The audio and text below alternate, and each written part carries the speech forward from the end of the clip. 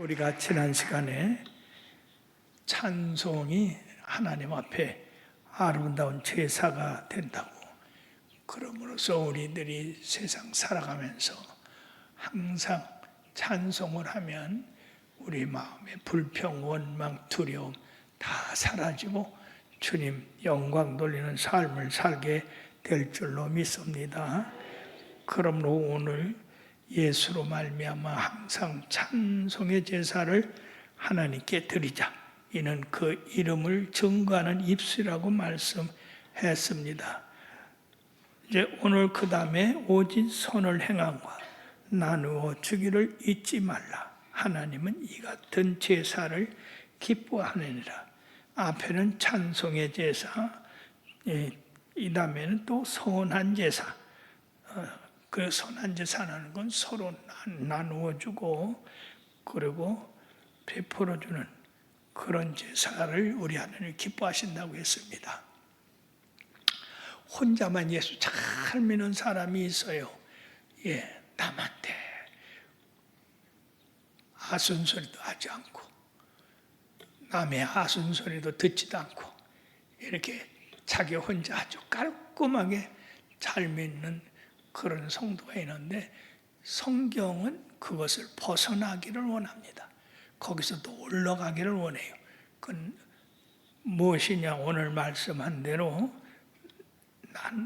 나누어주고 서로 사랑하고, 그래서 그것이 기뻐하는 일이라고 했는데, 우리가 사도행전에서 성령 세례를 받은 그 성도들이 서로 나누어주고 베풀어주고 한 사실을 볼 수가 있습니다. 참 놀랍게도 자기의 재산을 팔아서 사도들 앞에 두니까 사도들이 그것을 성도들에게 나눠줬다고 합니다.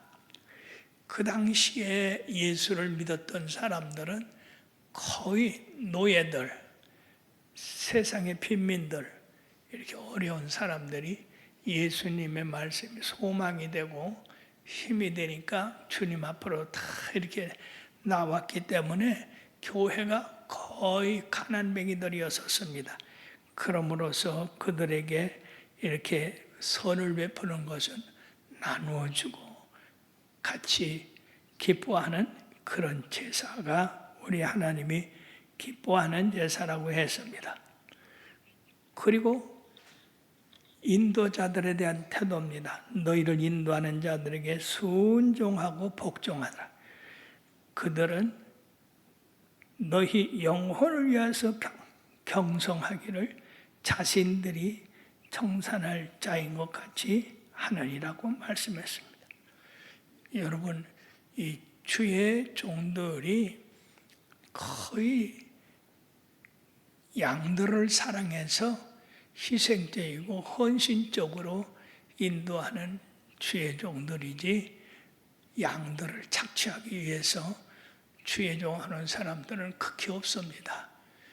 양들을 착취하기 위한 주의 종들은 대부분의 양들이 알아요. 그러므로서 우리 주의 종들이 여러분들을 위해서 애통하고 회개하고, 즉 자기가 죄진 것처럼, 자기가 하나님 앞에 잘못된 것처럼 그렇게 간구를 한 주의 종들이다. 그러니까 너희들이 그들에게 복종하고 순종하라. 그들로 근심되게 일하지 못하게 하라. 가끔 보면요,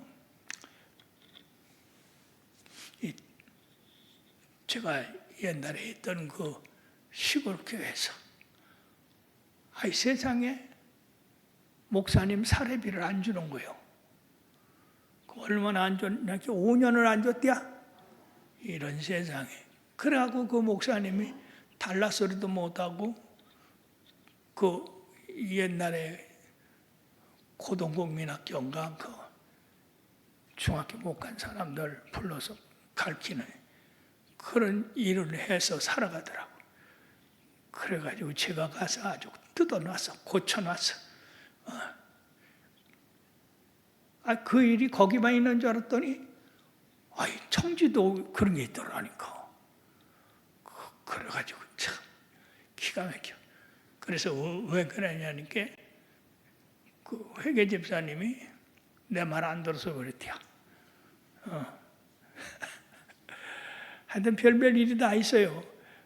여러분들이요, 인격적으로 되지 못한 사람들로 말미암아서 이런 목자와 양과의 관계에 그런 일이 벌어지는데, 바로 근심으로 하나님의 일을 하지 못하게 하라 하는 것입니다.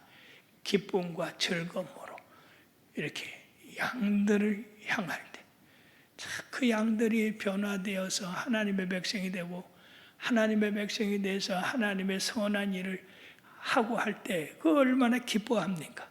그러고 죄인 한 사람이 회개하면 회개할 것 없는 의인 99보다도 더 기뻐하는 그 주님의 마음이 이 지도자들에게 있는 것입니다. 그러므로서 이 지도자들로 말미암아 근심되게 하지 마라.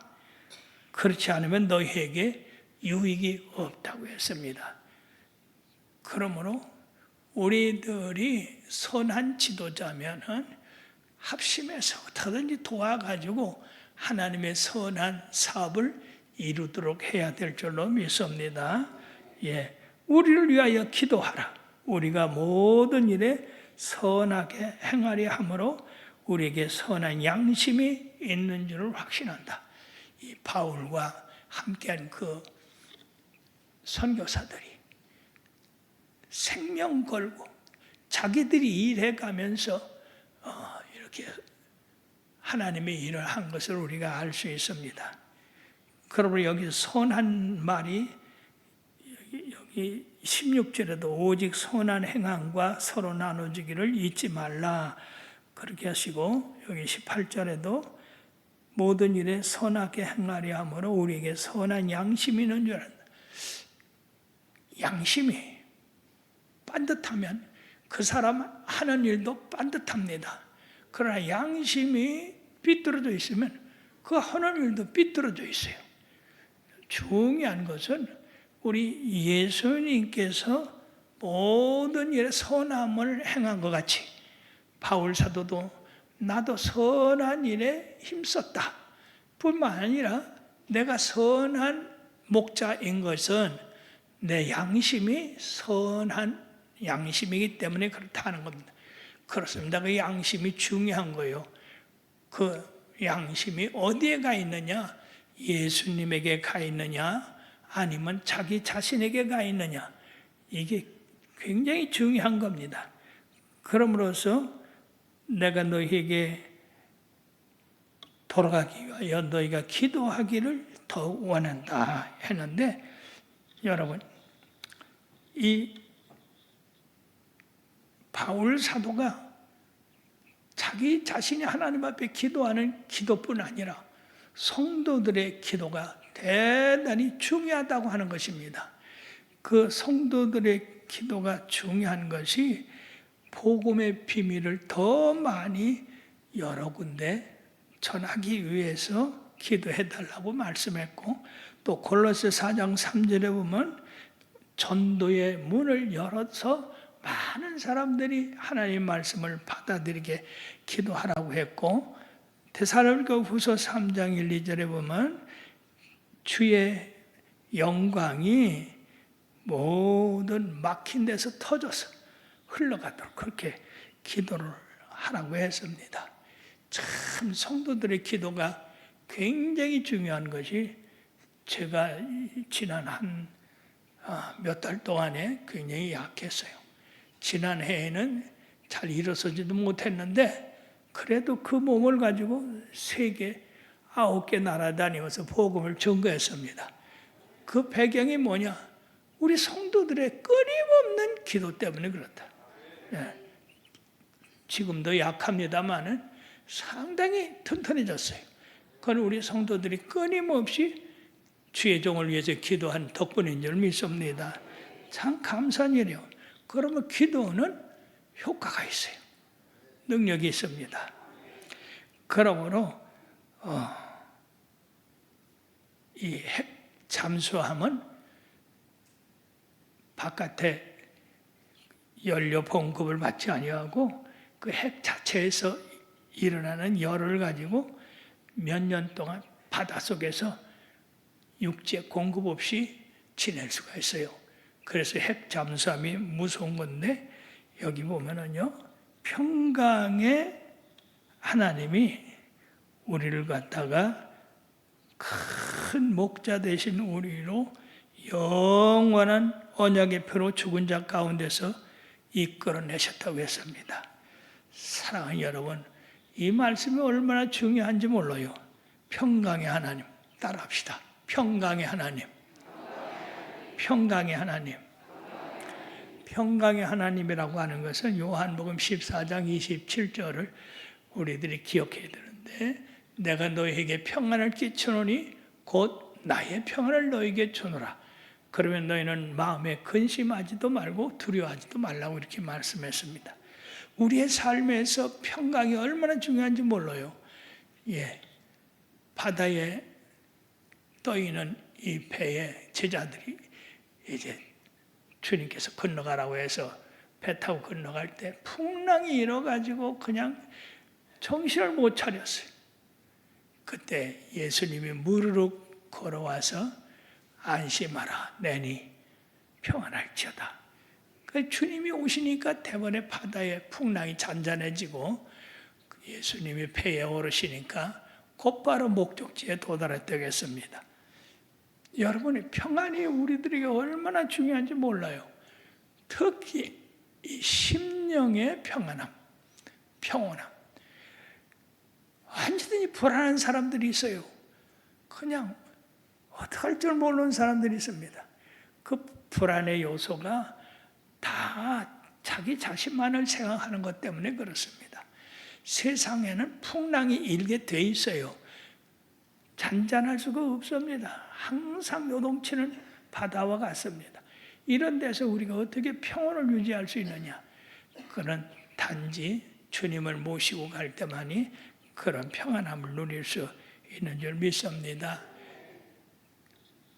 바다가 풍랑일 때 주님을 바라보고서 마음의 안정을 삼듯이 우리의 삶에서 풍랑이 일 때 우리가 누굴 바라봐야 됩니까? 그 풍랑이는 바다를 야단쳐야 됩니까? 풍랑을 잔잔하게 해보려고 해도 그 풍랑이 잔잔하질 않아요. 주님께서 명하실 때, 주님께서 그 배에 타실 때 바다가 잔잔한 것 같이 우리의 마음이 생활 환경으로 불안할 때가 있어요. 건강 문제 때문에, 가정 문제 때문에, 자녀 문제 때문에, 재정 문제 때문에 평안함이 없을 때가 많습니다. 지금 특히 사회적으로 이렇게 요동칠 때 우리들하고는 관계도 없는 일 때문에 우리가 잠을 못 자고 고통을 받습니다. 그럴 때 어떻게 되느냐? 우리 주님이 평강의 주님이라고 말씀하세요. 죽은 자 가운데서 하나님께서 그를 이끌어내셨다고 했습니다. 예수님이 말이에요. 십자가 지실 때 여러분들이요 불안했습니까? 소리 지르고 날 십자가에서 내려달라고 했습니까? 참 놀라운 거는요, 우리 예수님이 그렇게 채찍에 맞으심으로 찔리시고 그렇게 욕을 먹으면서도 그 십자가 위에서 평안하셨어요. 평안했어요. 참 신기한 일입니다. 어떻게 인간의 고통, 죽음 앞에서 그렇게 평안하겠습니까? 그것은 겟세마네 동산에서 우리 하나님 앞에 기도한 그 기도의 결과입니다. 아버지요, 이 잔을 내게서 떠나게 하옵소서. 그러나 나의 원대로 마시고 아버지의 원대로 하옵소서. 그 결과가 내가 십자가를 지는 것이 온 인류를 구원하는 것이다 라는 그 말씀을 들은 다음에는 붙잡혀가도 취지를 당하여도 십자가를 쳐도 우리 집은 평안했어요. 어떻게 그 죽음 앞에서 그런 평안을 누릴 수 있었는가? 그것은 우리 예수님만이 가질 수 있는 평안이에요. 내가 너에게 평안을 끼치니 곧 나의 평안을 너에게 주노라. 우리 예수님이 십자가에 달리시면서도 평안을 누렸던 것은 바로 다음에 부활이 있기 때문이다. 다시 사는 것 때문에, 새 생명의 부활이 있기 때문에 주님은 그 소망 때문에 모든 것을 참고 견뎠던 것입니다. 그러므로 양의 큰 목자 되신 주님께서 우리와 함께 하신다고 했습니다. 참 놀라운 일입니다. 우리 예수님을 양의 목자로 했죠. 요한복음 10장 11절에 보면 나는 선한 목자라. 선한 목자는 양들을 위하여 생명을 버리거니와 삭구는 그렇지 아니하니 이리가 오는 것을 보고 도망한다고 했습니다. 우리 예수님은 목자로서 세상에 오셔서 우리를 이끄시고, 여기 본문에는 지금 양의 큰 목자라고 했습니다. 세상에 목자 많지 않습니까? 주의 일을 맡아서 하는 목자들이 많이 있어요. 그 가운데서 가장 큰 목자 예수님이라고 말씀하셨고, 그 다음에 베드로전서 5장 4절에 보면은 목자장이라고 했어요.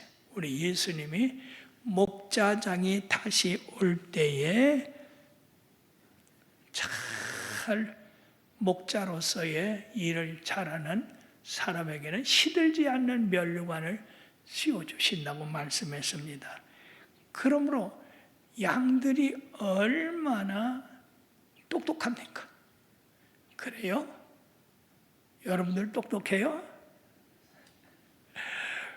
얼마나 어지럽습니까? 양들을 놓으면 제멋대로 막 가요. 앞에서 누가 가면 그렇다 따라가요. 양들에게는요, 무력해요. 지도자가 없으면 전부 잡혀 먹어요. 그렇기 때문에 지혜가 없고, 그러고 이리가 대들 때에 그 뿔을 갖고 받을지도 몰라. 그냥 다 잡혀 먹어. 신기하다. 그런 양입니다. 그러므로 양들에게는 목자가 없이는 안 돼요. 목자도 선한 목자야 됩니다. 양들을 위해서 생명을 내는 목자야 된다는 것입니다. 그런 목자로서 양들을 잘 칠 때 목자장 대신, 목자 중에서 가장 높은 목자장 대신 우리 예수님이 오실 때에 거기에 시들지 않는 면류관을 씌워주신다고 말씀했어요. 할렐루야. 그러므로 우리 나는 목자가 아닌데 하지 마시고, 여러분들 지구역장도 이 목자요, 지역에, 구역에, 또 부서에 책임자가 되시면 목자의 일을 하는 것입니다. 그러므로서 우리 하나님의 평강의 하나님으로서 우리에게 건강에 관심을 갖고 계시고, 우리의 생명의 건강을 갖고 계시고, 그래서 우리들로 말미암아서 그 예수님을 의지하고 이 세상에 살아가면서 평강을 누리라 이렇게 했습니다. 지금 세상에 일어나는 일들로 말미암아 우리가 참 고민거리가 많아요. 저 유럽에서 일어나는 중동 전쟁이라든지, 그 다음에 우리나라에서 일어나는 모든 정치적인 문제라든지, 이런 일들이 우리를 불안하게 만듭니다. 그렇다고 해서 우리가 거기 따라갈 수도 없는 거고, 불안하다고 해서 우리가 이길 수도 있는 게 아니라 우리 마음의 평안을 누려야 됩니다. 세상이 그렇다 해도 하나님은 우리의 피난처시요 힘이시니 큰 환난 중에 만날 도움이시라. 그러므로 산이 흔들려 바다에 빠지고 바닷물이 흉용하여 산 위에 넘칠지라도 우리는 두려워하지 아니하리로다. 주님 의지하는 이런 심정이 바로 우리 마음에 평안을 주고 즐거움을 주게 되는 겁니다. 특히 여기에서 앞에서도 말씀했듯이 우리 예수님께서 그런 고통을 당하시면서도 평안을 누릴 수 있었던 것은 부활의 새 아침이 있다고 하는 겁니다. 이 부활이라는 말의 의미는 엄청난 힘이 있어요. 여러분, 세상에서 가장 큰 힘 가진 게 뭐예요? 수소폭탄이에요. 그런 폭탄 하나 터지면 한 대륙이 없어집니다. 그런데 놀라운 것은 이 수소폭탄은 파괴하는 일밖에 못해요. 그러나 사랑하는 여러분, 예수 그리스도의 부활은 죽은 자를 살리는, 그래서 새 생명을 주는 그런 능력을 갖고 계십니다. 그럼 어느 게 더 커요? 수소폭탄이 커요? 예수님의 부활이 더 커요? 부활이 더 큰 거예요.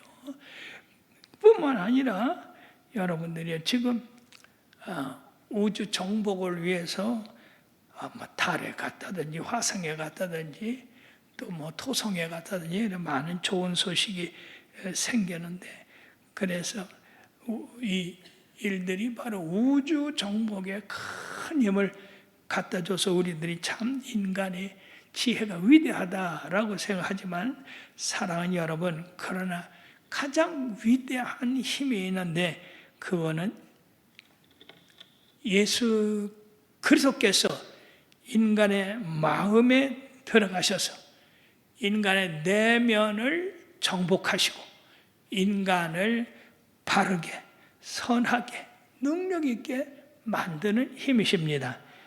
예, 수소폭탄은 파괴하고 인간을 죽이는 그런 일밖에 하지 못하지만은, 예수님의 부활의 새 생명은 인간 속에 들어가서 거친 사람을 부드럽게 만들고 죄악된 세상을 의롭게 만들고 게으르고 나태한 사람을 부지런하게 만들고 자기만을 아는 사람에게 남을 위해서 희생하고 헌신하는 그런 마음을 만들어서 새 사람을 입혀줍니다. 그러므로 여러분들이 인간의 마음을 이처럼 들어가서 새롭게 만드는 그 힘은 예수 그리스도의 부활의 힘밖에 없는 줄 믿습니다. 그래서 우리 예수님이 우리를 이렇게 사랑하시는 그 사랑 때문에 우리들이 예수를 믿으며 변화되어서 주님 앞에 충성되게 합니다. 그리고 예수님 나라를 위해서 필요한 여러 가지 성령의 9가지 은사라든지 좋은 그런 성품을 주고 능력을 줘서 우리로 말미암아 주님 앞에 충성하게 함으로써 주님의 뜻을 행하지 못하던 사람들이 우리 주님을 알고 주님의 뜻대로 살아가면서 주님의 뒤를 따라가는 그런 역사를 행하게 되는 겁니다. 그러므로서 하나님은 우리 인간으로 말미암아 예수 그리스도를 받아들이고 예수 그리스도의 그 선한 마음이 우리들에게도 있게 하여 주셔서 예수님의 선한 그 일을 열매 맺게 하시는 것입니다. 그러다가 주님이 언젠가 오시는데 그때는 우리들로 말미암아 그 선한 열매에 따라서 상급을 주시는 겁니다. 그러므로 사랑하는 여러분, 여기 바울은 그리스도에게 세세 묵도록 영광이 있을지라고 합니다. 참으로 귀중한 말씀입니다.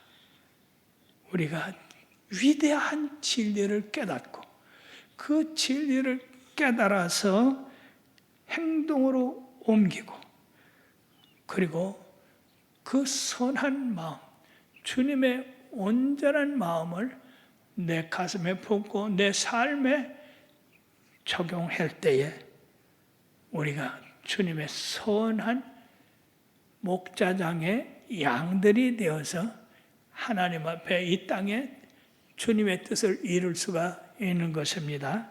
그러므로 사랑하는 여러분, 오늘 바울 사도는 히브리서를 마치면서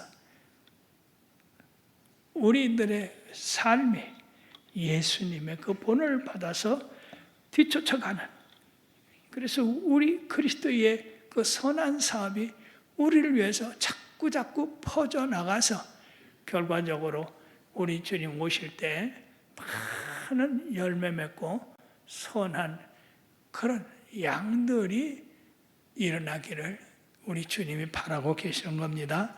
그리고 지금도 그 일을 행하고 계시니 누구를 통해서? 성령님을 통해서 각자 성도들에게 주님의 선한 양심을 주시고 선한 일을 행하게 하시고 선한 열매를 맺게 하시고 계시는 겁니다. 그러므로 오늘 이제 히브리서를 마치고 다음에는 야고보서로 이렇게 들어가겠습니다. 사랑하는 여러분, 기도 많이 하시고 성경 많이 읽으셔서 하나님께서 우리들에게 요구하는 것이 무엇인가 잘 깨달아서 선한 그런 하나님을 기뻐하시게 하시는 제사들이 다 되어 여러분들 영광의 자리에 들어가게 되기를 주의 이름으로 축원합니다. 기도하십시다.